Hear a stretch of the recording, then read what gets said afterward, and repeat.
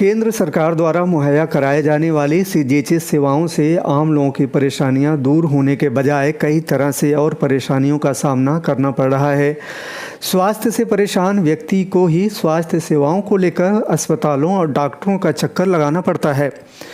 Doctor और अस्पताल के पास यदि मरीजों और पीड़ितों को राहत देने की सुविधा नहीं है तो उन्हें परेशान करने का भी हक नहीं है। आज सीजीएचएस में दवा लेने जाइए तो ज़्यादातर दवाइयाँ इंडेंट कर दी जाती हैं, जिसमें लोगों की मुश्किलें काफ़ी बढ़ गई हैं। कभी कभी इंडेंट दवाइयों को काउंटर पर दोबारा डॉक्टर से लिखवाने के लिए कह दिया जाता है, यानी एक दिन और ख़राब हुआ। जो मरीज़ परेशान है उसे यदि एक ही चीज़ के लिए कई चक्कर डिस्पेंसरी के लगाने पड़े तो कितनी परेशानी होती है, इसे सीजीएचएस का प्रबंधन तंत्र नहीं समझ पा रहा है।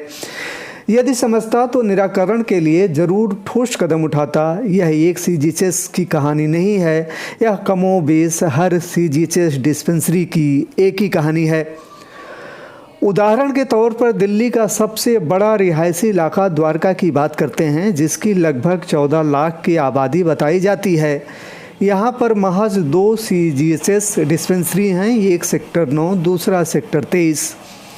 यहाँ उल्लेखनीय है कि ज़्यादातर द्वारका निवासी सरकारी कर्मचारी हैं और यहाँ पर रहने वाले सेवानिवृत्तों की संख्या अच्छी खासी है, जो बीमारियों के चलते बार बार डिस्पेंसरी आते हैं। लेकिन अफसोस की बात है, दवाई और इलाज के नाम पर उन्हें मामूली दवा देकर घर वापस कर दिया जाता है और 98% दवाइयाँ इंडेंट कर दी जाती हैं और फिर बुजुर्गों और पीड़ितों को 2 दिन बाद इंडेंट की दवाइयाँ लेने के लिए बुलाया जाता है।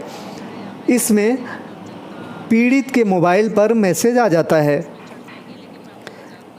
जिसमें जितनी लंबी लाइन लगती है, कई बुजुर्ग लाइन में खड़े खड़े और बीमार हो जाते हैं।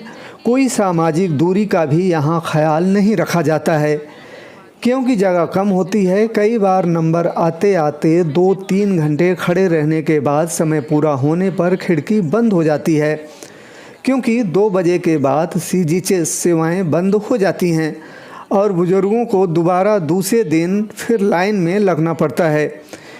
कई लोगों ने बताया कि कई बार वह डिस्पेंसरी भी नहीं आते हैं, लेकिन उनके मोबाइल नंबर पर इंडेंट दवाई का मैसेज आ जाता है। प्रश्न ये है कि ये दवाई फिर किसे दी जाती है? 95 से 98% दवाइयाँ क्यों इंडेंट की जाती हैं? दूसरा, बुजुर्ग 3 से 4 घंटे जो लाइन में लगते हैं, तो क्या सरकार को बुजुर्गों का ख्याल नहीं रखना चाहिए? सीजीएचएस डिस्पेंसरी का कार्य समय सुबह 7:30 बजे से लेकर दोपहर 2 बजे तक होता है।